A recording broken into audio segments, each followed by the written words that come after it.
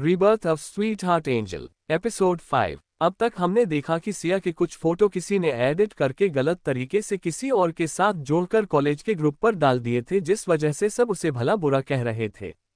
सही 4 लड़कियां उसे बुली करने आई थी। सिया ने उनकी खटिया खड़ी कर दी और ऐसी खड़ी कर दी थी बेचारी, योग्य चेहरे ऐसे थे जैसे मेरी बनाई हुई रोटियां।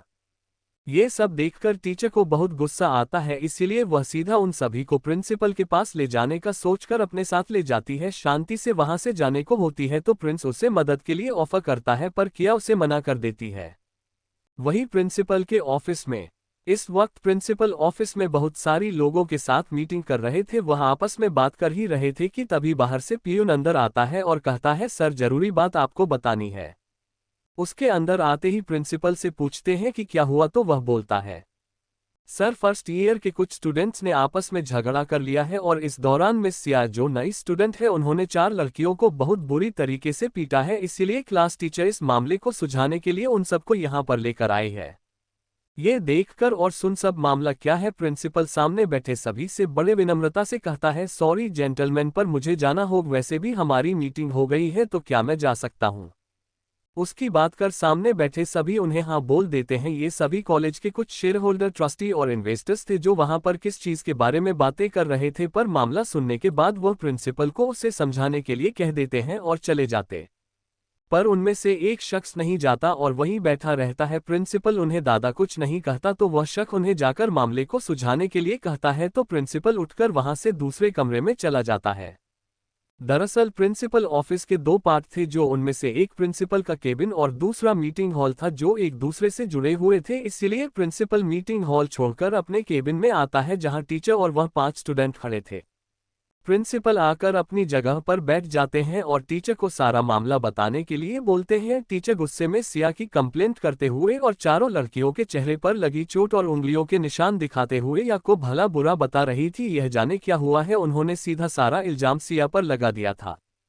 इन सब से सिया को घंटा फर्क नहीं पड़ रहा था, अभी भी बिल्कुल शांत और बिना किसी एक्सप्रेशन के वहां पर खड़ी थी। जब प्रिंसिपल ने सिया का ऐसा अवतार देखा तो उसे एक पल के लिए मानव की याद आ गई, पर उसने खुद के इमोशंस को कंट्रोल किया और सिया को देखते हुए बोलते हैं, मिस सिया आप अपनी सफाई में कुछ बताना चाहेंगे। उनकी बात सुनकर यह एक नज़र उन चारों लोगों और टीचर को देखती है और फिर बड़े ही शांति से उन्हें सभी चीजें शुरू से लेकर अंत तक अच्छे से बताती है और उसके बाद शांत हो जाती। पूरी बात जाने के बाद टीचर सिया पर भटकते हुए कहती है, तुम जैसी स्टूडेंट हमारे स्कूल का नाम खराब कर रही है। अगर तुम्हें इन सब से प्रॉब्लम हो रही थी तो तुम्हें टीचर के पास आना चाहिए था, ना कि मारपीट करनी चाहिए थी। देखो तुम्हारी वजह से इन विचारों का चेहरा क्या से क्या हो गया है। अगर इनमें से किसी के भी पेरेंट्स है कंप्लेंट कर ली तो तुम्हें पता है इन सब का क्या इफेक्ट होगा स्कूल पर और स्कूल के रिपीटेशन पर।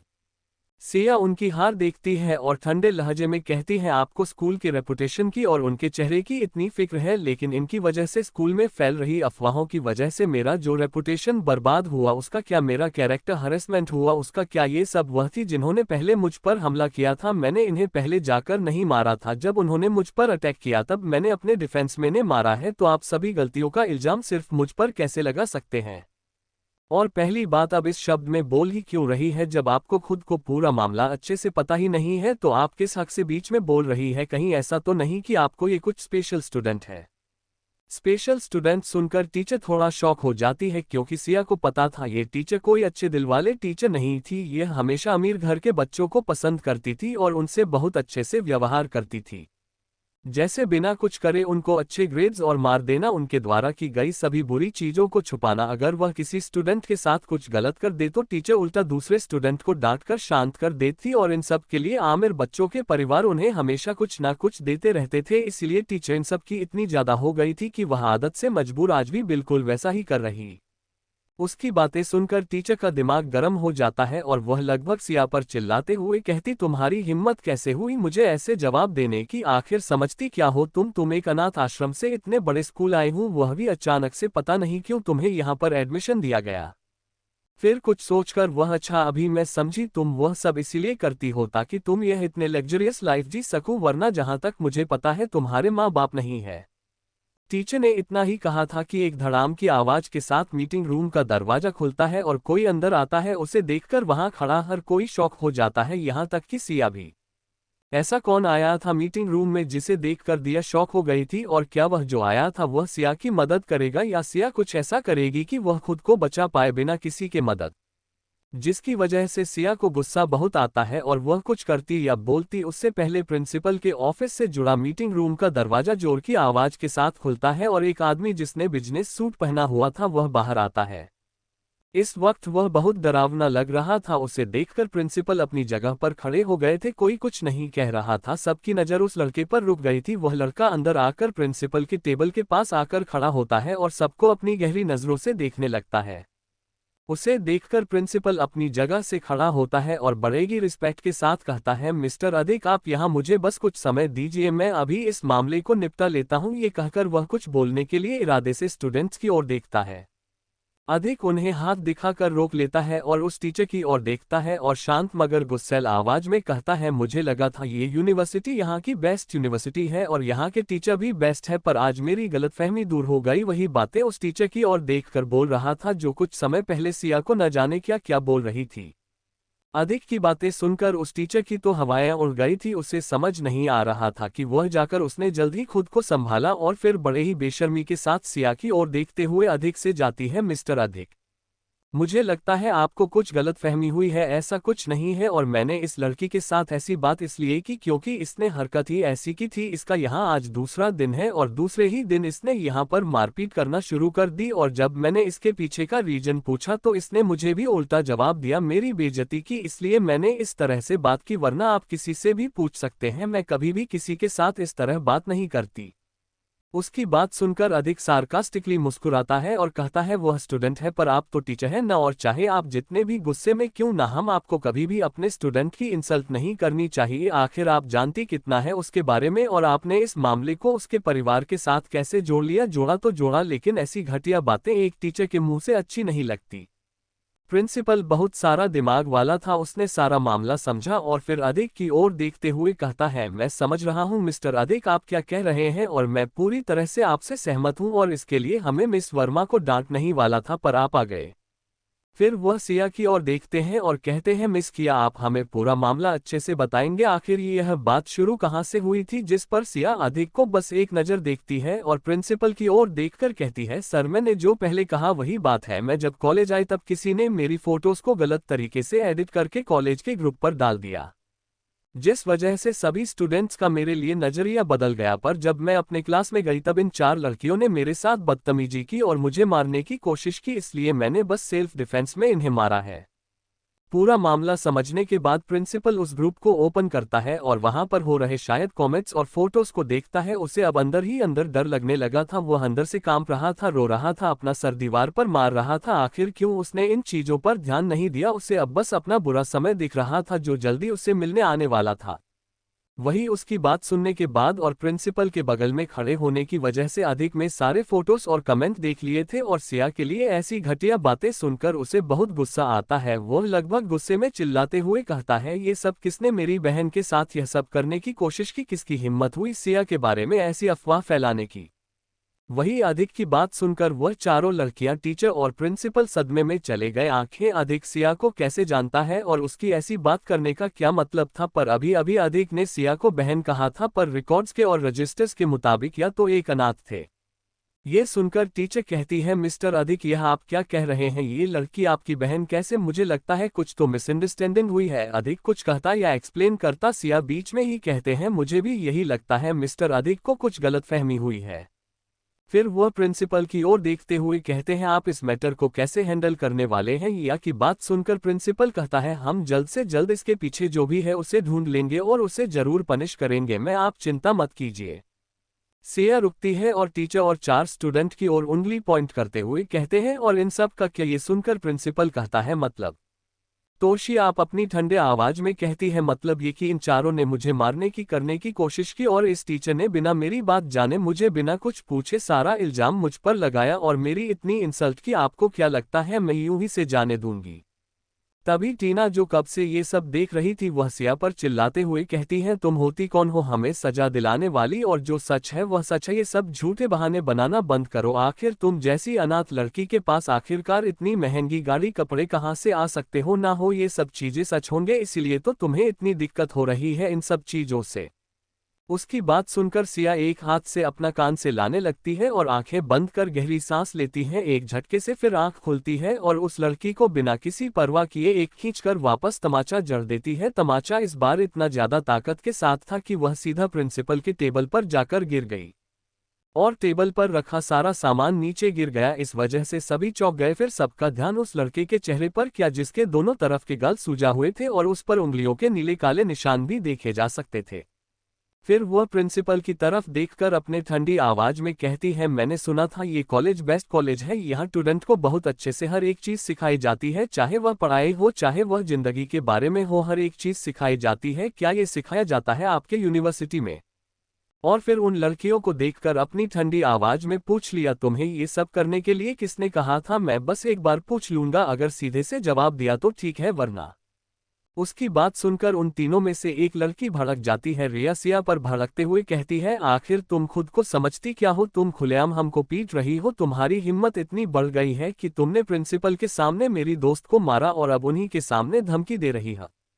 मैं तुम्हें बता रही हूँ, मेरे पापा इस शहर के मेयर हैं और अब मैं देखती हूँ कि तुम इस कॉलेज में कैसे रहती हूँ। सही कहा था रागिनी ने, तुम एक घटिया कैरेक्टरलेस बदतमीज लड़की हो जिसे बस दूसरों के पावर के दम पर उछलना आता है। जब तुम्हें धक्के मारकर इस कॉलेज से निकाला जाएगा ना, तब मुझे तुम्हारी यह सूरत देखने में बहुत मजा आएगा। उसकी बात सुनकर वहां खड़े सभी चौंक जाते हैं। प्रिंसिपल तो रोने की कगार पर आ गया था। उस लड़की की धमकी सुनकर अब उस प्रिंसिपल को कुछ समझ नहीं आ रहा था कि क्या करे। वही उसकी बात सुनकर वहां खड़े सभी एकदम चुप थे। टीवी सिया उसकी ओर देखकर कह दिया है, रागिनी? कौन रागिनी? मैं किसी रागिनी को नहीं जानती, तुम किसके बारे में बात कर रही हो? उसके बाद वह प्रिंसिपल की ओर देखती है और कहती है, मैंने कल ही इस यूनिवर्सिटी को ज्वाइन किया है, वह भी पूरे एग्जाम देखकर उनमें टॉपर मार्क्स लाकर। इतना सब कुछ होने के बाद ना ही मेरी यहाँ किसी से जान पहचान है, ना ही दोस्ती है, ना ही दुश्मनी। फिर मेरे यहाँ आने के सिर्फ दूसरे दिन बाद इतना सब कुछ कैसे प्रिंसिपल सर? और दूसरी बात उस टीचर की, और उंगली पॉइंट करते हुए, इन्हें मेरे बैकग्राउंड के बारे में कैसे पता? इनके पास मेरी इतनी पर्सनल इन्फॉर्मेशन कैसे? जहां तक मुझे याद है, जब मैं यहां एडमिशन ले रहे थे तब आपको साफ शब्दों में बताया गया था कि मेरी कोई भी पर्सनल इन्फॉर्मेशन किसी को भी नहीं दी जाएगी, सिर्फ आप तक ही सीमित रहेगी। फिर इन मोहतरमा को मेरी इन्फॉर्मेशन कैसे मिली, इसका क्या जवाब है आपके पास? इतना बोलने के बाद सिया वहां पर रखी एक कुर्सी खींची है और उस पर बैठ जाती है और अपने एक पैर पर दूसरा पैर रखते हैं और पूरी खतरनाक नजरों से वहां पर खड़े सभी को घूरने लगते हैं। भाई, उसके सवाल सुनकर प्रिंसिपल की हवा टाइट हो गई थी और सिया के सवालों ने उसके दिमाग के घोड़े दौड़ाना शुरू कर दिए थे, क्योंकि सिया ने जो कहा था बिल्कुल सच था और उसने भी इस बात का पूरा ध्यान रखा था। फिर इस टीचर को कैसे पता चला कि सिया एक अनाथ आश्रम से यहाँ आए है? प्रिंसिपल उस टीचर की ओर देखता है जो सिया के सवालों से पहले ही शॉक में थी और डर के मारे कांप रही थी। उनकी ऐसी हालत देखकर प्रिंसिपल समझ गए थे कि कुछ ना कुछ तो गड़बड़ है, इसलिए वह बहुत गुस्से में उस टीचर की ओर देखते हैं और कहते हैं, टीचर वर्मा, आपके पास इन सब का क्या जवाब है? क्योंकि जैसा कि मिश्रा ने कहा था, ये बिल्कुल सही है कि हमने इनकी कोई भी इंफॉर्मेशन किसी भी स्टाफ को नहीं दी थी, तो आपको इस बारे में कैसे पता चला? प्रिंसिपल का सवाल सुनकर टीचर वह में करने लग गई थी। प्रिंसिपल का पारा हाई हो गया था, क्योंकि एक तरफ उनके एक स्टाफ मेंबर की वजह से बात उनके जॉब और पूरे यूनिवर्सिटी तक आ गई थी, क्योंकि मानव बजाज क्या चीज है उन्हें अच्छे से पता था। एक गलती और पूरी यूनिवर्सिटी एक कबाड़ बनने में देर नहीं लगेगी। वही प्रिंसिपल उन चारों लड़कियों को देखते हुए कहते हैं, और तुम्हें भी कैसे पता है इस बारे में? सिया कल ही यहाँ पर ज्वाइन किया है, उसके बाद जहाँ तक मुझे पता है इनसे आपकी कोई बात भी नहीं हुई, क्योंकि आपकी क्लास और इनकी क्लास अलग है। फिर आप सभी को इस बारे में कैसे पता? अब उन चारों लड़कियां जो पहले एक अबला नारी टाइप्स बेचारी बनकर खड़ी हुई थी, अब उनका डर के मारे इतनी हालत खराब थी कि फुल एसबडी के रूम में भी उन्हें पसीने आने शुरू हो गए थे। वह यहाँ वहां देख रहे थे, कुछ बोलने की कोशिश कर रहे थे, पर उनके मुंह से एक भी आवाज नहीं निकल रही थी। वही दूर खड़ा अधिक, जो सिया के ऐसे रूखे बर्ताव से थोड़ा सा उदास था, पर उसे अब आदत हो गई थी, क्योंकि कहीं ना कहीं इसे कर्मा कहते हैं। जो हम करते हैं हमारे साथ भी ऐसा ही होता है। यहाँ अभी वही हो रहा है जैसे वह पहले सिया के साथ करते थे, अब सिया बिल्कुल उसी तरह उन्हें ट्रीट कर रही है। पर अब उसे समझ में आ रहा है कि जब कोई अपने साथ इस तरह का बिहेव करे तो कैसा लगता है, उसे अपना मानने से इनकार करे तो कैसा लगता है, चार लोगों के बीच उसे पहचानने से मना करता है तब कैसा लगता है, अपना होकर पराये जैसे बर्ताव करे तो कैसा लगता है, उसे आज सिया को कैसा महसूस होता हुआ होगा। ये सभी चीजें अच्छे से समझ और फील हो रही थी। साथ ही उसने वहां पर हो रहे सभी चीजों पर से अपना ध्यान नहीं हटाया था, यहां तक कि उसके दिमाग में वह लाइन भी पकड़े हुए थे जब उनमें से एक लड़की ने रागिनी का नाम लिया था और उसके बाद सिया ने जो सवाल उठाए थे और प्रिंसिपल ने जो बोला था, उसके बाद ये क्लियर हो गया था कि कोई जानबूझकर यह कर रहा है, पर कौन। तभी प्रिंसिपल के ऑफिस का दरवाजा खुलता है और एक लड़की अंदर आती है जिसने ऊपर से लेकर नीचे तक काले कपड़े पहने हुए थे। उसके चेहरे पर मास्क और सर पर क्या थी, इस वजह से वह लड़का है या लड़की यह जानना भी मुश्किल था। उसके बाद वह अंदर आती है और अपना हाथ में पकड़ा हुआ लैपटॉप सिया की ओर बढ़ा देती है और बड़े रिस्पेक्ट के साथ उसे देकर साइड में खड़ी हो जाती। उस लैपटॉप को देखकर सिया उसमें दिख रही इंफॉर्मेशन देखती है तो उसके चेहरे पर एक डेंजरस मुस्कुराहट आ जाती है। उसके बाद वह प्रिंसिपल की ओर देखती है और फिर उन चार लड़कियों की, फिर उस टीचर की ओर। फिर वह प्रिंसिपल की ओर देखते हुए कहते हैं, प्रिंसिपल सर, अगर कोई आपके यूनिवर्सिटी के स्टूडेंट की रेपुटेशन खराब करना चाहे, इसके वजह से उस स्टूडेंट को मेंटली प्रॉब्लम हो, साथ ही उसे टीचर की वजह से बेवजह इंसल्ट किया जाए, वह भी बिना गलती है, तो इन सब के लिए यहाँ पर क्या पनिशमेंट है। ये सुनकर टीचर हड़बड़ा जाती है और हकलाते हुए कहती है, ये तुम क्या कह रही हो, और मैंने कब तुम्हारे साथ बुरा किया या तुम्हारी इंसल्ट की, तुम कुछ भी बोलो मत, मैंने कब किसके साथ बुरा किया, सारा यूनिवर्सिटी जानता है कि मैं कैसी हूँ। फिर वह स्टूडेंट्स जो कब से वहां पर घबराए हुए खड़े थे, पनिशमेंट की बात सुनकर तो उनकी सिटी भी गोल हो गई थी, सिवाय एक लड़की को छोड़कर जो शायद उस शहर के मेयर की बेटी थी। वह लड़कियां कहती है, तुम ऐसा बोल भी कैसे सकती हो, इनमें हमारी कोई गलती नहीं है, हमने जो देखा पढ़ा हमने बस उस बारे में ही बात की और वही हमने तुमसे पूछा, इसमें गलत क्या है, हमने बस जो देखा उसके बारे में हम तुमसे पूछा था ना, फिर पनिशमेंट कैसे दे सकती हो तुम हमें, इसमें हमारी कोई गलती नहीं है, हमें कोई पनिशमेंट नहीं मिलना चाहिए। सारी लड़कियां ऐसे ही बातें कर रहे थे, वही उन सब का बातें और सिया का सवाल सुनकर प्रिंसिपल का दिमाग पहले घूम चुका था, इसीलिए वह सिया की ओर दिखता है, उसे कुछ कुछ समझ आ रहा था, इसीलिए वह कहता है, अगर मिस आपने जैसा कहा वैसा है तो हम उन स्टूडेंट को रस्टिकेट कर सकते हैं और टीचर को ट्रायल के लिए भेज सकते हैं, ये पनिशमेंट है हमारी यूनिवर्सिटी की। जो अधिक इतनी देर से वहां पर शांत खड़ा था वह प्रिंसिपल की ओर देखता है और कहता है, प्रिंसिपल यह आप क्या बोल रहे हैं, इतना सब कुछ हो जाने के बाद बस इतनी सी पनिशमेंट काफी नहीं है, आखिरकार उन्होंने राव परिवार के मेंबर के साथ बुरा करने का सोचा है, हम इतनी आसानी से इसे जाने नहीं देंगे। मैं चाहता हूं कि इस मैटर के पीछे जो कोई भी है आप उसे जल्द से जल्द ढूंढे और पनिश करें, अगर ऐसा नहीं हुआ तो आप समझ रहे हैं ना मैं क्या कर सकता हूं। ये सुनकर तो प्रिंसिपल को ऐसा लग रहा था उसे दो ऑप्शन दिए जा रहे हैं, एक तो चाकू से गला काट ले, नहीं तो जहर पी ले, पर दोनों का एक ही रिजल्ट आने वाला था, मौत। यह सब सुनकर उसको ऐसा मन कर रहा था कि अभी के अभी इन सारे स्टूडेंट और टीचर को कहीं ले जाकर ऊंची चोटी से नीचे फेंक दे। अपने 25 साल के करियर में ऐसी सिचुएशन उन्होंने पहली बार फेस की थी। सिया एक तक अधिक को देख रही थी पर उसकी आंखों में कोई इमोशंस नहीं थे, ना ही चेहरे पर, वह बस एक तक उसे देख रही थी। जब दोनों की आंखें मिली तब अधिक क्या आंखों में उसे अपने लिए परवाह और प्रोटेक्ट करने वाली फील आ रही थी, पर सिया ने उसे पूरी तरह से नजरअंदाज कर दिया और लैपटॉप सीधा प्रिंसिपल की ओर बढ़ा दिया और कहा, मुझे अभी के अभी रिजल्ट चाहिए। ये बोलकर वह वहीं बैठकर अपने एक हाथ से अपने माथे को रगड़ने लगी। वही जैसे जैसे प्रिंसिपल लैपटॉप पर दी गई डिटेल्स पढ़ रहा था वैसे वैसे उसका चेहरा काला पड़ रहा था। सारी इन्फॉर्मेशन पढ़ने के बाद वह गुस्से में आकर टेबल पर रखा पेपरवेट उठाकर उस टीचर की ओर फेंक देता है, पर पेपरवेट टीचर के साइड से होकर पीछे लगी बड़ी सी पेंटिंग पर लगता है और कांच के टुकड़े पूरे केबिन में फैल जाते हैं। उनके ऐसे एक्शन से सिया को छोड़कर बाकी सब साथ में चले गए थे और अब उन्हें एक खतरे की फीलिंग आ रही थी, आसपास से सबके पसीने छूट रहे थे। आखिर ऐसा क्या होगा उस लैपटॉप पर जिसे पढ़कर प्रिंसिपल ने ऐसे एक्शन लिया। उसके कुछ सवालों से और बातों से प्रिंसिपल को और वहां बैठे सभी को थोड़ी बहुत चीजें समझ आने लगती है, इसीलिए अधिक बिछया की मदद करने की कोशिश करता है जिसे सिया पहले की तरह इग्नोर कर देती है। उसके बाद सिया प्रिंसिपल को लैपटॉप देकर उसमें दी गई इंफॉर्मेशन पढ़ने के लिए बोलती है जो थोड़ी देर पहले वो काले कपड़े पहने हुए शख्स ने उसे दी थी। प्रिंसिपल जैसे जैसे इन्फॉर्मेशन पढ़ रहे थे उनका चेहरा वैसे वैसे काला हो रहा था। उन्हें इतना गुस्सा आ रहा था कि उन्होंने टेबल पर रखा पेपरवेट टीचर की और जोर से फेंक, पर पेपर में टीचर को ना लगकर उनके पीछे लड़की बड़ी सी पेंटिंग पर जाकर लगा, पर पूरे केबिन में टूटी हुई कांच फैल गई। उनके ऐसे एक्शन से सभी शॉक में चले गए थे। सेवा एससीया और उसके पीछे खड़ी उस शख्स को छोड़कर सभी फिर प्रिंसिपल को देखते हैं जो अपनी खतरनाक नजरों से उस टीचर को देख रहा। फिर प्रिंसिपल कहता है, टीचर वर्मा, मैंने कभी नहीं सोचा था कि आप ऐसे हरकतें करेंगे। आपकी हिम्मत कैसे हुई यह सब करने की? आपको पता है आपके इन हरकतों की वजह से मेरी पूरी यूनिवर्सिटी का नाम खराब हो सकता है। टीचर उन्हें नासमझी में देखने लगे। उनका चेहरा ऐसा था जैसे उन्हें समझ ही नहीं आ रहा हूं कि क्या हो रहा है। इसीलिए प्रिंसिपल की ओर देखकर कह दी, प्रिंसिपल सर, यह आप क्या बोल रहे हैं? मैं यहाँ कितने सालों से काम कर रही हूँ और आपको कभी मेरे खिलाफ एक कंप्लेंट भी मिली है? आप चाहे तो स्टूडेंट से पूछ सकते हैं कि मैं कैसी हूँ।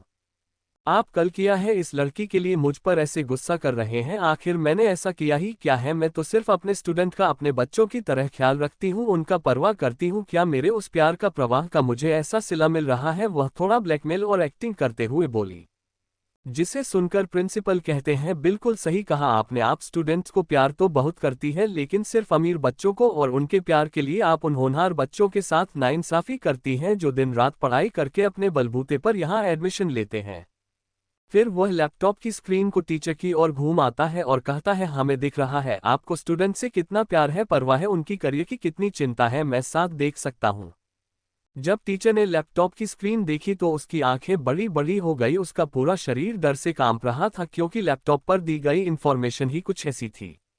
लैपटॉप पर वह सबूत थे जिससे ये साबित हो रहा था कि टीचर वर्मा अमीर बच्चों से पैसे लेकर उन्हें अच्छे ग्रेड दे दी थी। साथ ही कभी कभार वह क्लास में पढ़ रहे दूसरे बच्चों के पेपर और मार्क्स उन अमीर बच्चों को दे देते थे जिन्होंने कभी पेपर तक नहीं लिखा हो, और इसके बदले वह अमीर बच्चों की फैमिली उन्हें बहुत कुछ गिफ्ट देती थी। इस वजह से बहुत सारे बच्चों पर नाइंसाफी हुई। वही इस यूनिवर्सिटी में 30% जगह उन होनहार बच्चों के लिए थे जिन्हें वहां पर एंट्रेंस एग्जाम देकर स्कॉलरशिप लेनी पड़ती थी आगे के पढ़ाई के लिए। जिनकी फाइनेंशियल कंडीशन अच्छी नहीं थी, वह 30% जगह ऐसे स्टूडेंट्स के लिए रिजर्व थी। टीचर वर्मा के साथ कुछ टीचर से मिलकर उन 30% जगह पर उन गरीब पर होशियार बच्चों की जगह अमीर बच्चों का एडमिशन करवाया था, और इसके लिए उन्होंने बहुत बड़ी रकम भी उनके परिवार से ली थी। साथ ही उसके नीचे कुछ आईडी थी जिन्होंने सिया चीप उन फोटोज को ग्रुप पर अपलोड किया था। उन आईडी, इसमें से एक खादो आईडी वहां के स्टूडेंट्स की और कुछ बाहर के लोगों की थी। उनमें उन स्टूडेंट्स की भी आईडी थी जिन्होंने जानबूझकर यह सब किया था। टीचर वह सब देख रहे थे और उनकी हालत खराब हो रही थी। वही स्टूडेंट्स के आईडी में अपना नाम देखकर रिया तो डर के मारे कहां पर ही थी। उसके बाद सिया सबक इग्नोर करते हुए प्रिंसिपल की ओर दिखती है, प्रिंसिपल सर, मैं यहाँ अपने लेक्चरर्स को छोड़कर यहाँ ये तमाशा इसलिए देख रही हूँ क्योंकि आप जल्द से जल्द फैसला ले, और मैंने आपका काम आसान कर लिया है, इसीलिए मुझे जल्द से जल्द इन सब का रिजल्ट देखना है। उसके इतना कहने विषय प्रिंसिपल बड़े ही रिस्पेक्ट के साथ कहता है, मुझे माफ कर दीजिए मिस यू, यह मेरे ही लापरवाही है कि आपके साथ यह सब हो, लेकिन आप फिक्र मत कीजिए, मैं अभी सब ठीक कर देता हूँ।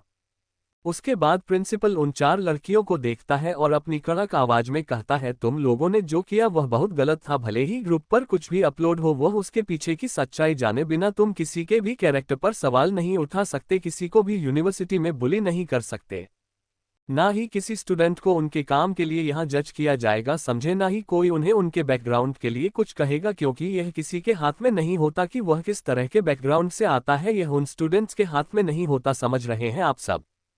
फिर उस टीचर की ओर देखकर, मिस वर्मा, मैंने पहले तो सोचा था कि आपको एक बार निंग देखकर छोड़ दूंगा, लेकिन अब जब मुझे पता चल रहा है कि आप किस तरह की टीचर है तो मुझे नहीं लगता कि मुझे आप जैसे टीचर को मेरी यूनिवर्सिटी में रखना चाहिए, ना ही मेरी यूनिवर्सिटी को इसकी जरूरत है। इसीलिए मैं आज के आज अभी यहाँ आपको रस्टिकेट करता हूँ। अरुण 4 लड़कियों को देखते हुए, और तुम सबको 1 महीने के लिए रस्टिकेट कर रहा हूँ, साथ ही एक वार्निंग भी दे रहा हूँ, आइंदा से अगर तुम्हारी कोई भी कंप्लेंट आए तो तुम्हें भी यहाँ से निकाल दिया जाएगा। प्रिंसिपल की ऐसी बातें सुनकर उन सभी के चेहरे लटक गए। टीचर तो रोने की हालत में आ गए थे, उन्हें समझ ही नहीं आ रहा था कि आखिरकार उनके साथ यह अचानक क्या हुआ। उन्हें बहुत गुस्सा आ रहा था, इंसल्टेड फील हो रहा था। वह प्रिंसिपल को अपना डिसीजन बदलने के लिए और माफ कर देने के लिए बहुत मिन्नतें करती है, यहाँ तक कि उनके पैर पड़ने के लिए भी तैयार होती है, पर प्रिंसिपल उसकी एक नहीं सुनता। इस वजह से उस टीचर को अब धीरे धीरे गुस्सा आने लगता है। तभी उनकी नज़र सामने बैठी सिया पर जाती है, जो इस वक्त भी बिल्कुल शांति से बैठे हुई थी और सामने हो रहे तमाशे को एंजॉय कर रही थी। पता नहीं है उनके लिए मांग में अचानक क्या आया। उन्होंने बिना किसी की नज़र में आए वहां रखे एक टूटे हुए गिलास को उठाया और वह सिया की ओर पड़ते हुए गुस्से से कहती, यह सब तुम्हारी वजह से हुआ है, तुम अगर यहाँ नहीं होती तो ऐसा कुछ नहीं होता। ये बोलकर जैसे वह सिया पर हमला करने को हुई। किसी को इसकी उम्मीद नहीं थी। सब शॉप में चले गए थे। अधिक तो इतना घबरा गया कि वह जल्दी से सिया की ओर बढ़ने लगा, पर उससे पहले वह सिया के पास पहुंचता एक धड़ाम की आवाज के साथ कोई नीचे गिरता है और किसी की दर्दनाक चीखें उस पूरे रूम में गूंजने लगती है। सब सामने देखते हैं अभी शांति से अपनी जगह पर बैठे हुए थे और टीचर सिया के कदमों में गिरी हुई थी और जो कांच वह सिया पर हमला करने के लिए लाई थी वह उनके हाथ में धंसी हुई थी। सबने अपनी नजरें ऊपर उठाई तो देखा सिया के पीछे खड़ी उस ब्लैक कपड़े पहने शख्स ने ये सब पलक झपकते ही कर दिया था। जब वह टीचर सिया के करीब पहुंचे तो पीछे खड़े शख्स ने बिना एक पल गवाह सीधा टीचर के हाथ में पकड़े कांच को उन्हीं के हाथ में बसाकर एक झटके से उन्हें जमीन पर पूरा पटक दिया। वह इतनी जोर से पड़कर गई थी कि शायद उनकी रीढ़ की हड्डी टूट गई थी, जिसके आवाज भी सबको सुनाई दे गई थी। सिया सामने की और व्यक्ति है और कहते हैं जो भी सिया के साथ गलत करता है सिया उसे एक मौका भी नहीं दी थी क्योंकि कोई दूसरे मौके के लायक नहीं होता। ये बोलकर वह अपनी जगह से खड़ी हो जाती है। जो लड़कियां पहले अपनी सजा मानने के लिए तैयार नहीं थी और सिया के बारे में कुछ बोलने ही वाली थी, पर अपने सामने हो रहे इस एक्शन को देखकर एकदम शांत हो जाती है और चुपचाप अपने पनिशमेंट एक्सेप्ट कर लेती। वही सब कुछ खत्म होने के बाद उसे अपनी जगह से खड़ी होती है और प्रिंसिपल की ओर देखते हुए कहते हैं, आज जितना तमाशा हुआ बस वह मुझे कल ये सब नहीं चाहिए प्रिंसिपल सर। और क्या मैं अब हाफ डे लेकर यहाँ से जा सकती हूँ क्योंकि अब मेरा सच में यहाँ रुकने का मन नहीं हो रहा। प्रिंसिपल को भी समझ आ रहा था कि सुबह से जो इतना कुछ हो रहा है अब क्या ही सिया का मन पढ़ाई में लगेगा, इसीलिए वह सिया को बोलते हैं कि तुम हाथ ठेले सकती हो। उनकी बात सुनकर सिया उन्हें थैंक यू बोलती है और पलटकर वहां से निकल जाती। उसके पीछे खड़ा शख्स जल्दी से लैपटॉप उठाता है और बिना किसी की ओर देखे कमरे से बाहर की ओर जाने लगता है, पर जाते वक्त भी उसने जानबूझकर अपना पैर टीचर के उस हाथ पर रख दिया था जिसमें कांच दसी हुई थी। उसके ऐसा करते हैं वह टीचर दर्द से तड़प उठती है, पर किसी को उन पर कोई रहम नहीं आ रहा था, पर सबको अब सिया से डर लगने लगा था। सिया को बाहर जाता देख अधिक भी उसके पीछे चला जाता है। उसे यह बात तो समझ आ गई थी कि सिया अब पूरी तरीके से बदल चुकी है। शायद उनके बीच में कभी कुछ ठीक नहीं होगा, पर वह फिर भी पता नहीं क्यों या की परवाह करने से खुद को अब रोक नहीं पा रहा था और बिना कुछ सोचे वह सिया के पीछे चला जाता है, जिस वजह से प्रिंसिपल उस टीचर को नौकरी से निकाल देते हैं और उन 4 लड़कियों को 1 महीने के लिए कॉलेज से रस्टिकेट करते हैं। ये सुनकर उनमें से किसी को भी अपनी यह सजा मंजूर नहीं थी। टीचर गुस्से में आकर सिया पर हमला कर दी, जिसके बाद सिया के पीछे खड़े शख्स ने उसे जमीन पर पटक दिया। सियासत को वार्निंग देकर पर आज के दिन की छुट्टी लेकर ऑफिस से बाहर चली जाती है। उसके पीछे अधिक भी चला जाता है। जब वह बाहर आता है तो उसे सिया कहीं दिखाई नहीं देती। ये देखकर वह मेन एंट्रेंस की ओर जाता है क्योंकि सिया कहीं भी क्यों ना जाए, अगर उसे यहाँ से बाहर जाना है तो वह जरूर यहाँ आएगी, यह सोचकर ही वहाँ वह रुक जाता है। थोड़ी देर बाद उसे सिया आती हुई दिखती है जिसके हाथ में उसका बैग था। सिया को आधारित उसके चेहरे पर हल्की सी मुस्कुराहट आती है और वह सिया से बात करने के लिए आगे बढ़ता है, पर सिया उसे ऐसे इग्नोर करती है जैसे वह गेट पर खड़ा वॉचमैन है। उसके साथ वह काले कपड़े पहना हुआ शख्स अब वहां नहीं था, वह ऐसे गायब था जैसे वह कभी आया ही नहीं था। ये देखकर अधिक को थोड़ा अजीब लगा था। उसने इस बात को नजरअंदाज कर दिया कर पीछे भागकर उसके सामने आकर खड़ा हो गया। पुष्कर सामने आकर खड़ा देख कर दिया उसे देखने लगती है तो अधिक कहता है, तुमने मुझे मदद क्यों करनी नहीं दी, मैं ये सब हैंडल कर सकता था ना। सिया उसको देखते हैं और कहते हैं, और आप क्यों मेरी मदद करेंगे और मैं क्यों आपकी की गई इस मेहरबानी को एक्सेप्ट करूंगी, ऐसा आपको लगता है? आखिरी इसके पीछे कोई भी वजह नहीं है। जिसे सुनकर अधिक कहता है, इसके लिए वजह की जरूरत नहीं है, बहन हो तुम मेरी, तुम्हें प्रोडक्ट करना काम है मेरा, इतना तो मैं कर ही सकता ना। ये बोलते हुए उसकी आवाज अचानक धीरे धीरे कम हो गई थी क्योंकि सिया के चेहरे पर एक्सप्रेशन ही कुछ ऐसे थे। अचानक हंसने लग गई थी और अपने बालों पर हाथ फेरते हुए हंसते हुए कहते हैं, मुझे नहीं पता था कि राव परिवार के बेटे इतने मजाकिया होंगे। कौन सी बहन, कौन सा भाई, किसका भाई, जब पूरे परिवार को एक ही बीमारी है। उसकी बात सुनकर अधिक कुछ सोचता है और उसका हाथ पकड़कर वही एक गार्डन की ओर ले जाने लगता है कि या तो पहले उसे रोकने के लिए ट्राई करती है, पर अधिक नहीं मानता और उसे जबरदस्ती वहां ले जाता है, पर एक बेंच पर बैठता है और खुद उसके बगल में बैठ जाता। सिया उठकर जाने कोई तो उसने उसके हाथों को पकड़कर वापस उसे वहीं बैठा लिया और सामने देखते हुए बोला, मुझे पता है तुम नहीं मानते हमें अपना, और इसमें गलती भी तुम्हारी नहीं है, हमारी ही गलती है। पर क्या तुम एक मौका नहीं दे सकते गलती सुधारने का? इस पर सिया कुछ नहीं कहते। तुम्हें पता है तुम बहुत बदल गई हो, शायद मिस्टर बजाज के संगति का असर है कि मुझे कभी कभी ना तुम में उनके जैसी वाइब आती है। फिर कुछ सोचकर यूं ही सिया का हाथ पकड़कर सामने देखते हुए कहता है, पर तुम भी समझो ना, हम बचपन से जब से माँ और पापा रागिनी को अपने साथ लेकर आए थे तब से उसे अपनी बहन माना था, उसे सर आंखों पर बिठाया था, उसे बहुत प्यार किया था। लेकिन अचानक एक दिन हमें पता चलता है कि जिसे हम इतना प्यार करते हैं, इतना पलकों पर बिठाते हैं, उसकी हर एक मांग उसके मांगने से पहले पूरी करते हैं, वह तो हमारी असली प्यार है ही नहीं, हमारी असली बहन को जब वह पैदा हुई थी तब गलती से किसी और बच्चे के साथ बदल दिया गया था। और वह इतने सालों बाद हमें पता चला और अचानक दादाजी तुम्हें हमारे सामने लाकर खड़ा कर देते हैं और कहते हैं कि सालों से जिस लड़की को तुम इतना प्यार लुटा रहे हो वह तुम्हारी बहन नहीं है, ये तुम्हारी बहन, अब इसे अपनी बहन माना। अब तुम ही बताओ, एकदम से इतना सब कुछ बदल गया, हमें कुछ समझ नहीं आया, इसलिए हम में से कोई पहले तो यह मानने के लिए तैयार ही नहीं हो रहा था, लेकिन जब हमने तुम्हें देखा तो अपना अचानक अपने वाली फीलिंग गाय पर मरने के लिए तैयार नहीं थे। हमें पता था कि तुम हमारे प्यार के लिए, हमारे अटेंशन के लिए बहुत कुछ कर रही हो, पर वही दिल और दिमाग में ना एक अलग ही जंग चल रही थी और हम ये बात मान ही नहीं पा रहे थे। और जब अचानक तुम गायब हो गए तो ना दिल में अलग बेचैनी होने लगी थी, ऐसा लग रहा था कुछ हो रहा है, खुद छूट रहा है।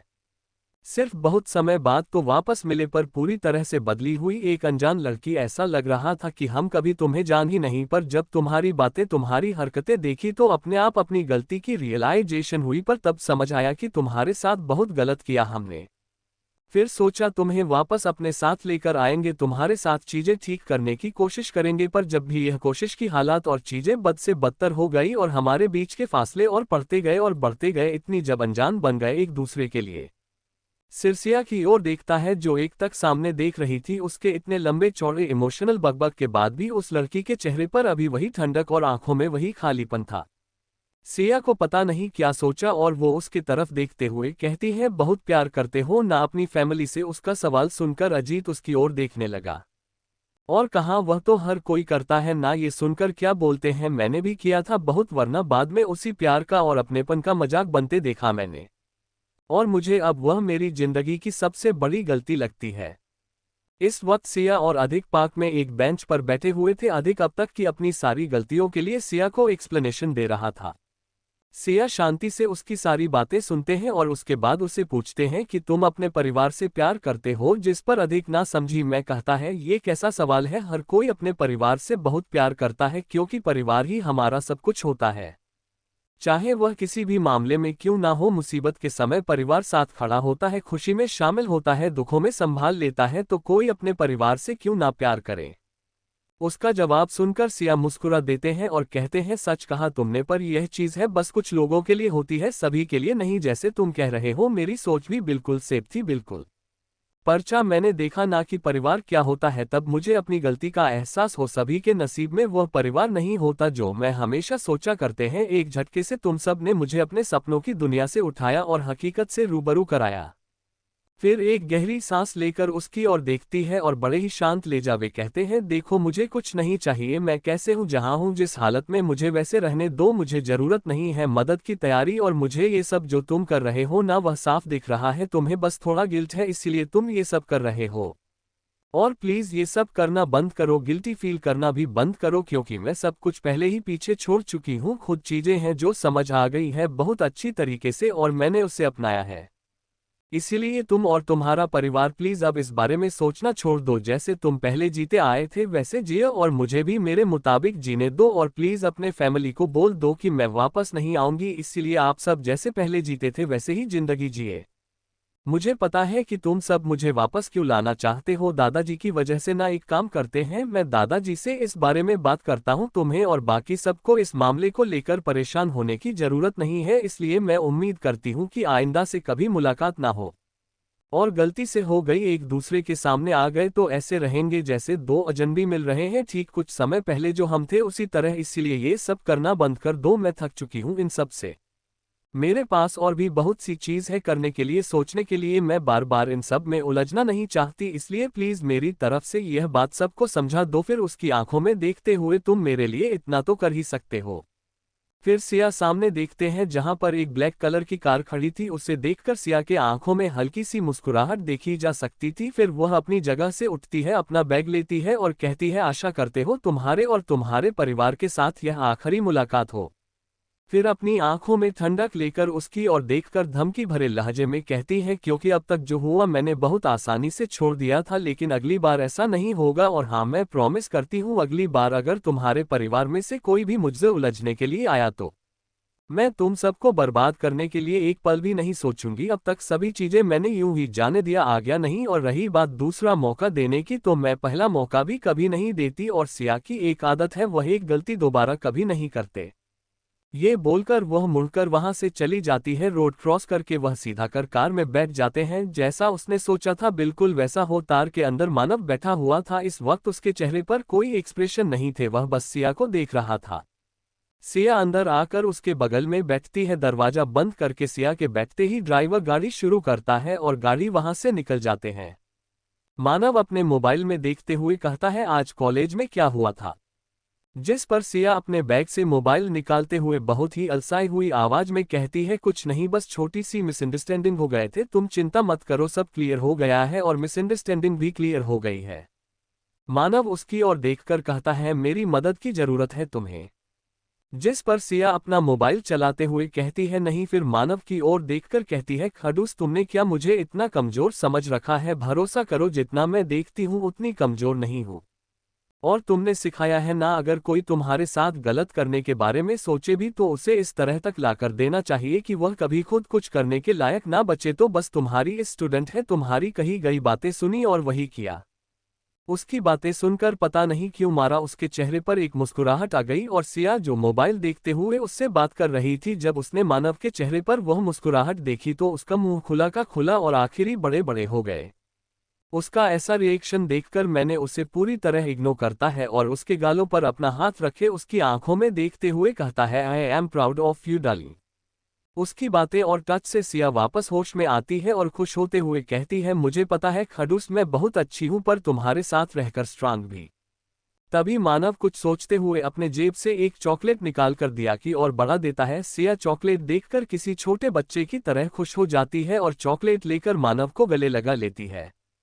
ये चॉकलेट कोई नॉर्मल चॉकलेट नहीं थी। जब से उन्होंने किया को सेल्फ डिफेंस पढ़ाई और दूसरी चीज सिखाना शुरू किया था, जबकि वह कुछ बहुत अच्छा करती या सिखाई हुई चीज बहुत अच्छे से याद करती थी, तब माना उसे एक चॉकलेट दिया करता था। आज भी कुछ ऐसा ही हुआ था। सिया चॉकलेट लेकर उसका रैपर निकालते हुए कहती है, मुझे पता है कि तुम मुझसे उम्र में बड़े हो, पर इसका मतलब यह नहीं है कि मैं छोटी बच्ची हूँ। इसलिए यह बोलकर चॉकलेट का एक बाइट लेते हुए, आगे से मुझे ऐसे बच्चों जैसे ट्रीट मत करना। वह बोल तो रही थी कि मैं छोटे बच्चे नहीं हूं, पर उसकी हरकतें छोटी बच्ची से कम नहीं थी और मानो ये सब देख सकता था। वह ना में अपना सर ही लाता है और अपने मोबाइल पर कुछ चेक करने लगता है। मोबाइल पर आ रहे मैसेजेस को देखकर उसके चेहरे पर एक डेविल मुस्कुराहट आते हैं, जो जल्द ही वह छुपा लेता है और सिया को देखता है। सिया भी मोबाइल यूज करते हुए उससे बातें कर रहे थे और वह बस हाँ या ना में जवाब दे रहा था। वही कार चला रहा ड्राइवर मानव था, बहुत पुराना और भरोसेमंद ड्राइवर था। ऐसे कह सकते हैं कि उसने मानव को छोटे से बड़ा होते हुए देखा है। मानव का ये रूप सबसे अलग था, क्योंकि जब से मानव ने अपने माँ पापा को खोया था तब से वह एक अलग ही इंसान बन गया था। पर जब से उनकी एक छोटी मैडम उनके जिंदगी में आए थे, उन्हें एक आशा मिल गए थे सब कुछ पहले जैसे होने की। वही प्रिंसिपल बहुत होशियार आदमी था। उसने तुरंत अपना अकाउंट यूज करके पूरे चैट ग्रुप पर सिया की फैली हुई सारी झूठी तस्वीरें डिलीट करवा दी। साथ ही उसने सिया को लेकर एक क्लेरिफिकेशन भी डाला कि यह सभी झूठे पाए हैं जो किसी ने जानबूझकर डाली थी और यूनिवर्सिटी उनके खिलाफ सख्त से सख्त कदम उठाएगी। साथ ही उन्होंने सिया ने दिए हुए भी साथ में डाल दिए थे, जिसकी वजह से किसी स्टूडेंट को यह ना लगे कि सिया ने अपने पहचान के बदौलत पर यह सब किया है। इसी के साथ प्रिंसिपल ने और दूसरे भी चीज है इसमें ऐड करती थी, जिस वजह से सभी स्टूडेंट्स को यह समझने में देर नहीं लगी कि यह सब बस एक मिसअंडरस्टैंडिंग थी। जो स्टूडेंट सिया के बारे में सुबह तक उल्टी सीधी बातें कर रहे थे, उसे बस कुछ फोटोज देखकर जज कर रहे थे, अभी वही स्टूडेंट सिया के लिए खड़े हो गए थे, उसकी तरफ से बातें कर रहे थे।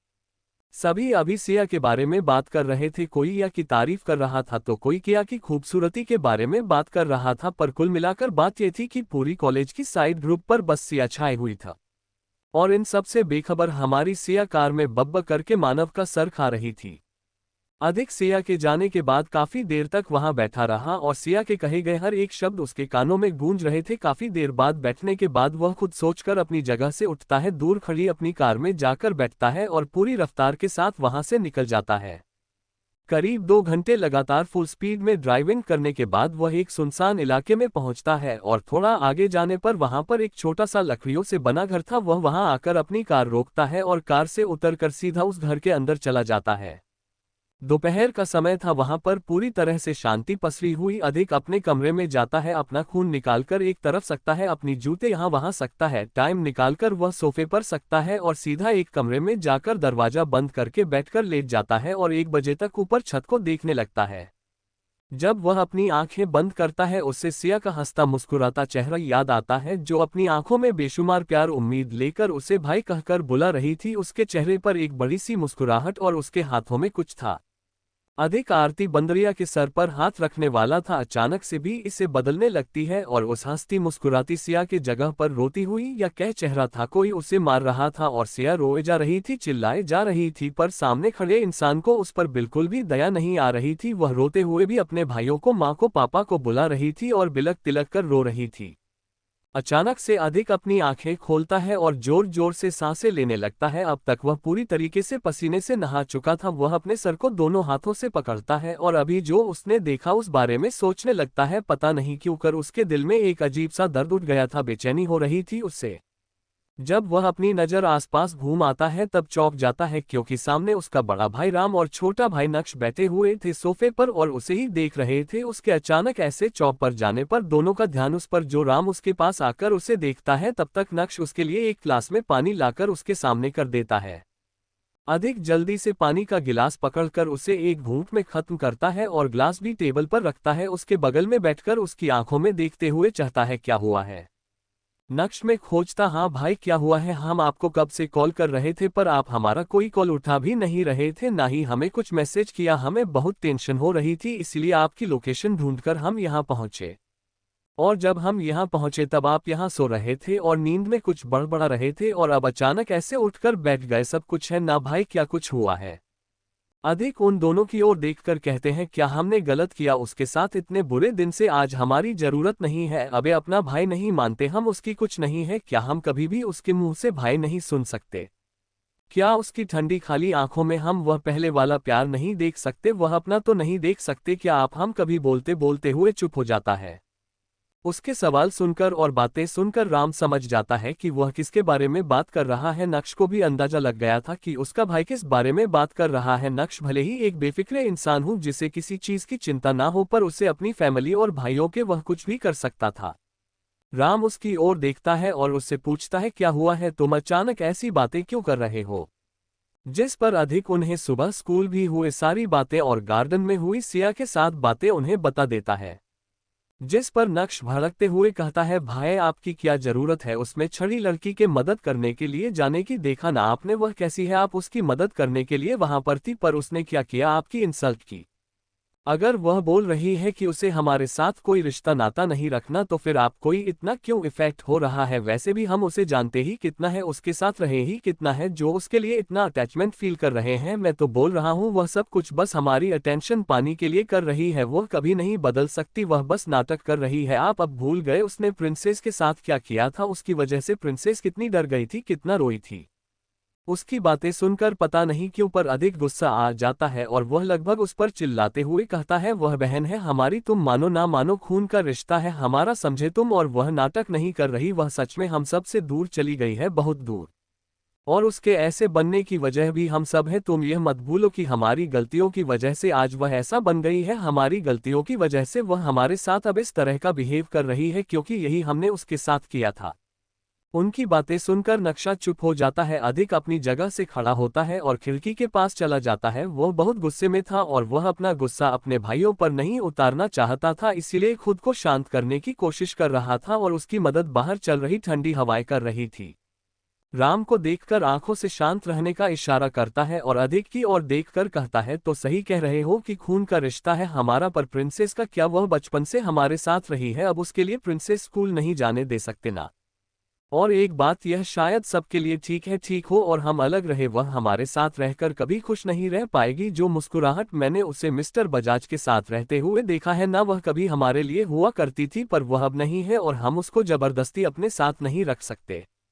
वही उसकी बात सुनकर अधिक आंखें बंद कर उस सपने के बारे में सोचता है और फिर आसमान की ओर देखकर कहता है, यही तुम समझ नहीं आ रहा ना भाई, उन कुछ समय में ऐसा क्या हो गया कि जो सिया हमेशा प्यार के लिए, अपने पद के लिए हमारे आसपास घुमा करती थी, अपनी आंखों में बेशुमार प्यार लेकर हमें भाई के घर बुला दी थी, हमें अपना परिवार मानती थी, वह अचानक ऐसी कैसी हो गई।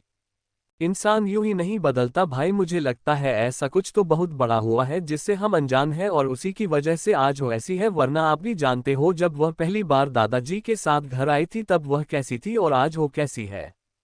इतना बड़ा चेंज यूं ही किसी ने नहीं होता। आप ही सोचो ना भाई, चलो नाम का और उनका ही रिश्ता सही पर था, पर अब हम पर भरोसा नहीं करती, वह उस अनजान शख्स पर भरोसा करती है जिससे वह बस कुछ समय पहले मिली है। ऐसा क्यों? वह हमें छोड़कर उसे चुनती है, ऐसा क्यों? कुछ तो हुआ है जिससे हम अनजान हैं।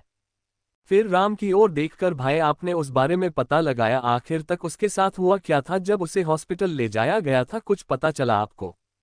उसकी बातें सुनकर ग्राम, जो किसी सोच में डूबा था, उसके सवालों से अपने सेंस में वापस आया और उसकी ओर देखते हुए चाहता है, मिस्टर बजाज के पीए के बोलने के अंदाज है, मुझे कुछ गड़बड़ महसूस हो रही है, इसलिए मैंने उस हॉस्पिटल में या के बारे में जानकारी निकालने की कोशिश की। पर नक्श बीच में पूछता है, लेकिन क्या भाई? जिस पर राम कहता है, बहुत अजीब बात है, वहां पर सिया का कोई रिकॉर्ड ही नहीं है। मैंने बाकी जगह पर भी बहुत पूछताछ की, छानबीन की, पर उसके मुताबिक सिया नाम की कोई भी लड़की वहां कभी एडमिट ही नहीं हुई थी।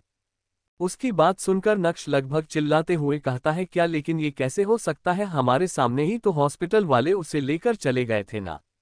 उनकी बातें सुनकर अब अधिक को खुद पर गुस्सा आ रहा था। उसने लगभग अपना हाथ वहां बने एक पेंटिंग पर दे मारा, जिस वजह से फ्रेम टूट गया और कांच उसके हाथ में लग गई और वहां से हल्का हल्का खून निकलने लगा।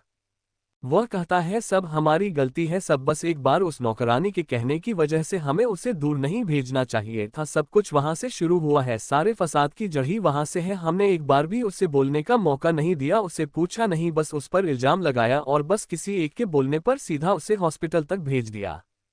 ये बोलकर वह लगातार दीवार पर पंच मारते हुए बोलता है, इसी के लायक है हम। वह एकदम सही बोल रही थी, इसी के लायक है हम। वही उसकी ऐसी हरकत देखकर राम और नक्श जल्दी से उसकी ओर पढ़ते हैं, उससे ये सब करने से रोकते हैं। उन्हें भी अपनी गलतियों का एहसास हो रहा था, पर उन्हें ये समझ नहीं आ रहा था कि अचानक अधिक इतना क्यों सोच रहा है, ऐसा क्या हो गया है। काफी देर तक अधिक का कुछ पता नहीं चला, इसीलिए उसके दोनों भाई राम और नक्शा उसे ढूंढते हुए वहां आते हैं। उनके वहां पर आने पर और बार बार पूछने पर वह अपनी उलझन उनके सामने खुलकर बताता है। उसकी बातें सुनकर, सवाल सुनकर वह सभी भी सिया के बारे में सोचते हुए उलझन में पड़ जाते हैं कि आखिर उसके साथ ऐसा क्या हुआ था कि उसे इतना बदलने पर मजबूर कर दिया। इसीलिए राम यह अपने मन में तय करता है कि इसके पीछे जो भी वजह है वह से ढूंढ कर रहेगा। तीनों भाई आज रात वहीं रहने का तय करते हैं और घर पर फोन करके बता देते हैं। उनकी इस बात से घर पर किसी को भी कोई प्रॉब्लम नहीं थी, इसलिए किसी ने भी ज्यादा पूछा नहीं। दूसरी तरफ मानव सिया को लेकर घर पहुंच गया था। घर पहुंचते सिया जल्दी से अपने कमरे में जाकर फ्रेश होती है, अपने कंफर्टेबल घर में पहने जाने वाले कपड़े पहनती है और नीचे आ जाती है। जब वह नहीं चाहती है तब उसे पता चलता है कि मानव किसी अर्जेंट मीटिंग में अपने स्टूडेंट रूम में बैठा हुआ है और फॉरेन के क्लाइंट के साथ एक अर्जेंट इंपॉर्टेंट मीटिंग कर रहा है। इसीलिए सिया उसे बिल्कुल भी डिस्टर्ब नहीं करती और सीधा किचन की ओर चली जाती है। किचन में जाकर देखती है कि लीला जी और कुछ सर्वेंट मिलकर वहां की साफ सफाई और रात के खाने की तैयारी कर रहे हैं। ये देखकर सिया अंदर आती है और वही किचन स्लैब पर बैठ जाती है और वहां बैठकर मानव ने दी हुई चॉकलेट जो थोड़ी बच गई थी वह खाते हुए सभी से बातें करती है। सभी सर्विस को इन सब की आदत थी, इसलिए वह भी सिया के साथ बातें करते हुए, हंसी मजाक करते हुए अपना काम कर रहे थे। अशिया भी मस्त उनके साथ टाइम स्पेंड कर रही थी। राव मैंशन में रागिनी का कमरा। इस वक्त पूरे कमरे की हालत बहुत खराब थी, हर जगह सामान टूटा फूटा नीचे गिरा हुआ था। ऐसे लग रहा था पूरे रूम में कोई तूफान आकर गया और वही बेड पर रागिनी गुस्से में बैठे कुछ बड़बड़ा रही थी। हमेशा चांद सुंदर एलिफेंट दिखने वाली रागिनी आज बहुत अलग थी। उसके बाल बिखरे हुए थे, उसके चेहरे पर बहुत गंदे एक्सप्रेशंस थे और वह किसी साइको की तरह अपने आप में बातें कर रही थी। दरअसल कुछ समय पहले जिस आदमी को उसने सिया के खिलाफ ये सब करने के लिए कहा था, उसी का कॉल आया था और उसने यूनिवर्सिटी में आज जो हुआ और सिया ने जो किया ये सब उसे बता दिया था। जिसे सुनकर रागिनी को बहुत गुस्सा आया और उसके इस गुस्से को बढ़ावा मिला जब उसे पता चला कि अधिक उसकी मदद करना चाहता था और उसे प्रोटेक्ट करने की कोशिश कर रहा था। इतना ही नहीं, सिया जब जा रही थी तब अधिक उसके साथ बात करने के लिए उसे जबरदस्ती गार्डन ले गया था। हालांकि उसे यह नहीं पता चला कि दोनों में क्या बातें हुई, पर बातें काफी देर तक हुई थी। दोनों एक दूसरे को देखकर बहुत कुछ बोल रहे थे, सुन रहे थे। दोनों के चेहरे पर बहुत अलग इमोशंस थे। जब रागिनी ने ये सब सुना तो अचानक उसे बेचैनी होने लगी। डर लगने लगा कि अगर ऐसा ही चलता रहा तो जल्द ही तीनों भाइयों का रिश्ता सिया के साथ ठीक हो जाएगा। सिया को ज्यादा देर नहीं लगेगी वापस यहाँ आकर उसकी जगह लेने में। जब सिया वापस आएगी और उसे उसकी जगह जबरदस्ती रागिनी को देनी पड़ेगी तो उसके बाद उसका क्या होगा। उसकी पूरी जिंदगी की यही शुरू होती थी और यही खत्म होती थी। अगर उसके पास से उसका राव परिवार का इकलौती बेटी होने का टैग चला गया तो उसके पास क्या ही रह जाएगा। क्योंकि आज जो भी थी उसके पास, जो दोस्त है, जो लाइफस्टाइल वही रही थी जहां वह पढ़ रही थी, जो इंडस्ट्री में वह काम कर रही थी ना। उसका सब कुछ सिर्फ इसलिए था क्योंकि वह राव परिवार की प्रिंसेस थी। अगर लोगों को पता चल गया कि राव परिवार की असली बेटी कोई और है और सालों से रागिनी उसकी जगह पर ऐशो आराम की जिंदगी जी रही है तो लोगों का उसके लिए नजरिया बदल जाएगा। जो लोग उसके आगे पीछे कुत्तों की तरह धूम खिलाते हुए घूमते थे वह उसे नीचा दिखाएंगे। उसका सब कुछ चला जाएगा। ये लग्जरियस लाइफ थे, ये पैसे, प्रॉपर्टी, सब कुछ, और वह ऐसा नहीं होना देना चाहते थे। जब उसे अपना गुस्सा कंट्रोल नहीं हुआ तो उसने पूरे कमरे में तोड़फोड़ मचाना शुरू कर दी थी। जब बाहर काम कर रहे सर्वेंट्स ने अंदर से आ रही आवाज सुनी तो तुरंत जाकर मिसेस राव को इस बारे में बताया। सर्वेंट की बात सुनकर मैसेज डाल परेशान हो जाती है और भागीदार रागिनी के कमरे के पास आती है। उसे दरवाजा खोलने के लिए बोलती है पर रागिनी उनकी एक बात नहीं सुनती, ना ही दरवाजा खोल दिया। इसलिए आखिर में डुप्लीकेट चाबी से दरवाजा खोलती है और जब कमरे की हालत और रागिनी की हालत दिखती है तो उनकी आंखें बड़ी हो जाती है। साथ ही उनके पीछे आ रहे सर्वेंट का भी यही हाल था। वह जल्दी से अंदर जाती है और रागिनी को इस बारे में पूछते हैं। वह परेशान हो गई थी, उन्हें बहुत टेंशन हो रही थी रागिनी की ऐसी हालत देखकर। रागिनी जब देखती है कि उसकी मां आ गई है और पूरे कमरे को और उसकी हालत को देखकर परेशान हो रही है तब उसे गलती का एहसास होता है और वह एक पलक झपकते ही अपनी आंखों में बड़े बड़े आंसू लेकर उनकी ओर देखने लगती है। उसके आंसू देखकर पहले तो मिसेस राव परेशान होती है, फिर उसके पास जाकर उसे अपने गले से लगाती है और उसे अपने कमरे में ले जाते हुए सर्वेंट को कमरा साफ करने के लिए बोलती है और वहां से चली जाती है। कमरे में आकर वह रागिनी को इसके पीछे का कारण पूछने तो रागिनी आधी अधूरी अपने मतलब की बातें मिसेस राव को मसाला लगाकर बताती है। वहीं मिसेज राव को जब पता चलता है कि उनका बेटा उस लड़की की मदद करने की कोशिश कर रहा था और उस लड़की ने उसकी मदद ना लेकर उसकी इंसल्ट की थी, जैसे जैसे वह ये सब सोच रही थी वैसे वैसे उनका सिया के लिए गुस्सा और नफरत बढ़ती जा रही थी। उनके चेहरे पर आ रहे एक्सप्रेशन देखकर रागिनी को थोड़ा सुकून मिला। उसे इस बात का एहसास हुआ कि बाजी अभी भी पूरी उसके हाथ में है और वह आगे से और अच्छे से प्लानिंग करेगी जिससे वह उस घटिया लड़की को कभी अपनी जगह तब ना पहुंचने दे। लेने की तो बात बहुत दूर की है। वह मिसेज राव को गले लगाकर बैठ जाती है और आगे की प्लानिंग के बारे में सोचने लगते हैं। इस वक्त उसके चेहरे पर बहुत पागलों वाले एक्सप्रेशंस थे जो कोई भी नहीं देख पा रहा था और यह भी पता नहीं चल रहा था कि उसकी उल्टी खोपड़ी में आखिर क्या खिचड़ी पक रही है। अगली सुबह हमेशा की तरह सिया ने अपना मॉर्निंग रूटीन पूरा किया और मानव के साथ ब्रेकफास्ट करके अपने यूनिवर्सिटी के लिए मानव के साथ उसकी कार में बैठकर निकल गई। करीब आधे घंटे ड्राइव करने के बाद उसकी कार यूनिवर्सिटी के गेट के सामने खड़ी थी। ये देखकर सिया कबीर दिन अच्छा जाए विश करती है। सामने बैठे उधर उसको भी विश करती है और उन सबको बाय बोलकर कार से उतर जाती है। उसके कार से उतरने से लेकर गेट के अंदर जाने तक मानव की कार वहीं रुके रहते हैं। जब सिया गेट के अंदर जाती है तब मानव ड्राइवर को कार आगे बढ़ाने के लिए बोलता है। उसका ऑर्डर सुनते ही ड्राइवर फुल स्पीड के साथ कार को बजाज इंडस्ट्रीज की ओर मोड़ देता है। वही यूनिवर्सिटी। सिया जब अंदर आती है तो सभी उसकी ओर देखने लगते हैं क्योंकि आज या नहीं कॉलेज का यूनिफॉर्म पहना हुआ था। यूनिवर्सिटी का एक यूनिफॉर्म था जिसे हफ्ते में 2 दिन पहनना होता था और आज वह दिन था। इस वक्त सिया ने एक डार्क ग्रीन कलर कल पहनी हुई थी जो उसके घुटनों तक थी, साथ ही व्हाइट शर्ट और उसके ऊपर डार्क ग्रीन कलर का ब्लेजर। हमेशा की तरह चेहरे पर कोई मेकअप नहीं, बस आंखों में हल्का सा काजल, होठों पर लिप बाम। फिर भी वह कहर ढा रही थी। कोट पहनने की वजह से उसकी लंबी पतली सुंदर टांगे साफ देखी जा सकती थी कि पैरों में ब्लैक कलर के शूज पहने हुए थे। हमेशा की तरह अपना बैग एक तरफ शोल्डर पर लटका आते हुए दूसरे हाथ में अपना फोन पकड़े हुए हाथ में स्मार्ट वॉच। बालों को आज उसने खुला छोड़ा हुआ था, बस थोड़े से बाल लेकर उसने उन्हें प्यारी सी क्लिप्स लगाई हुई थी जिस पर डायमंड लगे हुए थे। जब से वह अंदर आई थी तब से सबकी नज़र उस पर रुक गई थी। ऐसा नहीं था कि सया ने कुछ अलग किया था, वह बहुत ही सिंपल तरीके से तैयार होकर आई थी जो एक स्टूडेंट को होकर आना चाहिए था।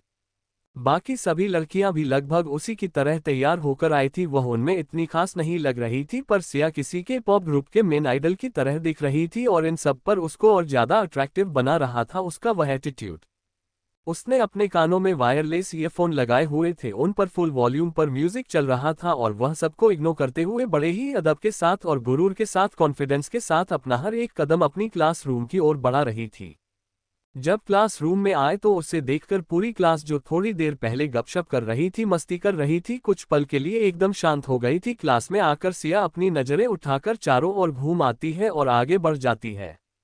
हमेशा की तरह वह अपने लास्ट बेंच जो विंडो के पास था वहां पर जाकर बैठ जाते हैं और हमेशा की तरह पहले लेक्चर में उसके बगल वाली जगह खाली रहती है क्योंकि प्रिंस कभी भी फर्स्ट लेक्चर अटेंड नहीं कर रहा था, या यूं कहें वह बहुत कम ही लेक्चर अटेंड करता था। पर इन सब से सिया को घंटा फर्क पड़ता था, उसमें किसी पर भी ध्यान नहीं दिया और अभी भी उसी तरह अपने मोबाइल में कुछ देखते हुए गाने सुन रहे थे। जब लेक्चर शुरू होने के 2 मिनट पहले बेल बजती है तब वह गाने बंद करके अपने एयरफोर्स निकालकर बैग में रख देती है और शांति से सामने की ओर देखने लगती है। वही पूरी कॉलेज में यह बात सबको पता चल गई थी कि किसी ने जानबूझकर किया कि वैसी फोटोज एडिट करके ग्रुप पर डाली हुई थी और जिस टीचर ने उसके साथ पंगा लिया था और उसकी इंसल्ट की थी उसे यूनिवर्सिटी से निकाल दिया गया है और उन 4 लड़कियों को 1 महीने के लिए रस्टिकेट कर दिया है।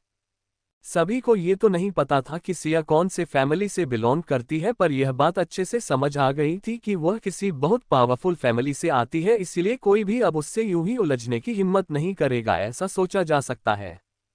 तभी एक टीचर अंदर आए, उन्होंने हमेशा की तरह आते ही सभी को एक नज़र देखा और अपने अपने बुक्स निकालने के लिए कहा और तुरंत उन्होंने अपना सब्जेक्ट पढ़ाने के लिए शुरू कर दिया। जिया ने भी शांति से उनका लेक्चर सुना और इम्पोर्टेंट चीजें नोट करके चली गई।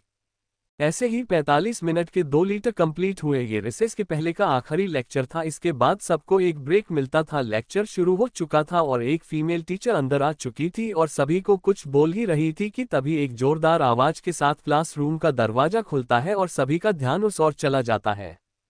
सब कुछ और देखते हैं तो पाते हैं वहां पर प्रिंस खड़ा हुआ था। उसके एक हाथ में उसने अपना यूनिफॉर्म का ब्लेजर बैठेगे तरीके से पकड़ा हुआ था, व्हाइट शर्ट को बहुत बेदर्दी तरीके से पहना हुआ था जो आधा टेंट के बाहर था और आधा पेंट के अंदर इन करके पहना हुआ था। वह एक नज़र टीचर को देखता है, वही अचानक क्लास को डिस्टर्ब करने के लिए वो टीचर जो सामने आ रहे शख्स पर भड़कने के लिए पूरे तैयार थी, अचानक प्रिंस को देखकर उसकी बोलती बंद हो गई, यहाँ तक कि उसने अपना सर नीचे कर लिया। प्रिंस ने इन सब को इग्नोर किया और अपनी जगह की ओर आकर एक जोरदार आवाज के साथ हाथ में पकड़ा बैग और ब्लेजर बेंच पर लगभग पटक कर अपनी सीट पर बैठ जाता है। उससे होने वाली आवाज की वजह से वहां बैठा हर स्टूडेंट, यहां तक कि टीचर भी डर गई थी। जब टीचर देखती है कि प्रिंस अब बैठ चुका है तो उसने एक नज़र उसे देखा और फिर से लेकर शुरू कर दिया और हर लेक्चर की तरह इस बार भी सिया ने अपने नोटबुक्स में लेक्चर में सिखाए जाते समय इंपॉर्टेंट मुद्दों को नोट डाउन कर लिया। उसने एक नज़र अपने बगल वाली सीट पर डाली तो देखा प्रिंस क्लासरूम में आकर सो रहा था। पता नहीं क्यों पर उसे देखकर सिया को अपने सर में दर्द सा महसूस होता है, फिर वह उसे इग्नोर करके अपना पूरा फोकस लेक्चर पर लगा देती है। ऐसे ही ये लेक्चर भी खत्म हो जाता है और लंच ब्रेक का टाइम शुरू हो जाता है, इसीलिए सभी स्टूडेंट्स अपने दोस्तों के साथ लंच करने के लिए कैंटीन गार्डन एरिया यहाँ वहाँ जाने लगे। इस सिया ने अपनी नोटबुक को अपने बैग में रखा, एक अंगड़ाई ली, फिर अपनी जगह से खड़ी हुई और क्लासरूम के बाहर निकल गई। वही जो इतनी देर से प्रिंस जो सो रहा था उसने अचानक अपनी आंखें खोली और एक तक सिया को देखने लगा। उसे लगा था कि सिया कुछ तो कहेगी, बोलेगी, रिएक्ट करेगी, पर उसके मन के मुताबिक ना करते हुए सिया ने तो उसे ऐसे इग्नोर किया जैसे वह उसे दिखाई ही नहीं दे रहा। पहले प्रिंस को सिया में ज्यादा इंटरेस्ट नहीं था, पर जैसे जैसे वह सिया का बिहेवियर देख रहा था, उसका एटीट्यूड देख रहा था, वैसे वैसे प्रिंस को सिया में इंटरेस्ट आने लगा था। वह कुछ सोचकर सिया के पीछे पीछे चल देता है। सिया सीधा कैंटीन में आती है, हमेशा की तरह अपना मिल्क शेक और सैंडविच ऑर्डर करती है। उसे लेकर कॉर्नर पर बने एक जगह पर जाकर बैठ जाते हैं। उसे आसपास हो रही बातों का लोगों का कुछ लेना देना ही नहीं था, वह बस अपने में मग्न थे। प्रिंस वहां आकर एक कोल्ड ड्रिंक की बोतल लेता है और सिया के ठीक सामने जाकर बैठ जा रहा है। उसे देखती है और इग्नोर करते हुए अपना मिल्कशेक एंजॉय करने लगती है। बीच बीच में सैंडविच के वाइट ले रही थी। वही प्रिंस को लगा था कि सिया एक बार तो उसे खाने के लिए ऑफर करेगी या पूछे, पर फिर से उसके अरमान वैसे के वैसे ही रह गए। पर वहां पर थी सभी लड़कियों की अच्छी खासी जलने लगी थी। प्रिंस पूरी यूनिवर्सिटी का सबसे मोस्ट वांटेड लड़का था। सभी लड़कियां उसके पीछे दीवानी थी, उसके लिए झगड़ा कर दी थी, यहां तक कि मारपीट भी करती थी। और उनमें भी एक ग्रुप था जो दूसरे डिपार्टमेंट का था। वह कुल 5 से 6 लड़कियां थी जो प्रिंस पर अपनी जान छिड़की थी। और उस ग्रुप की एक लीडर थी जिसका नाम था अंजलि। अंजलि चक्रवर्ती, जो बहुत बड़े अमीर फैमिली से आती थी और उसे बचपन से ही बहुत लाड प्यार देकर बिगड़ा गया था। इसलिए उसे हमेशा से यही लगता था कि अगर वह कुछ भी कर ले तो कोई उससे कुछ नहीं कर सकता। आज भी कुछ ऐसा ही हुआ। वह कैंटीन में बैठकर अपने दोस्तों के साथ में अपनी चीजों का शो ऑफ कर रहे थे, तभी सभी लड़कों को अचानक एक और देखता देखकर वह भी उतार देती है। तो सामने से सिया अपनी जगह पर अपना ऑर्डर लेकर जा रही थी।